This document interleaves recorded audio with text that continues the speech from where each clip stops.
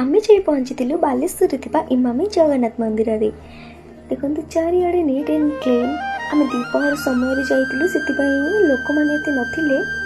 4टा 4:30 भितर मंदिर पहड़ खोला हो जाए आ लोक मैंने आसीजे। एबे भी लोक मैंने आसी अपेक्षा करपटे गोटे मिनी पार्कटे अच्छी आ साइड रे छोट छोट मंदिर भी अच्छी। एपटे गोटे मंदिर भी अच्छी।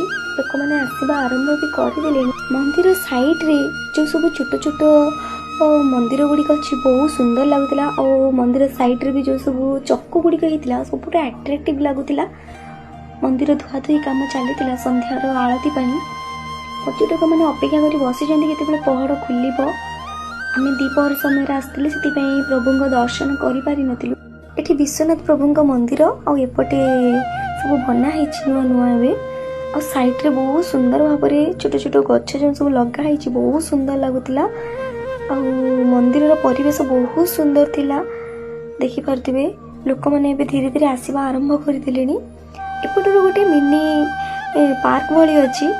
जो छोट छोट मूर्ति गुड़िक बसी सब आकर्षणीय लगुला। राति रे बहुत सुंदर लगे लाइट द्वारा। आपण मैंने बालेश्वर आसिले निहाती इमामी जगन्नाथ मंदिर बुली जिबे। मो वीडियोटी भल लगी लाइक कमेंट शेयर करेंगे। चैनल को सब्सक्राइब करेंगे। रहिले जय जगन्नाथ।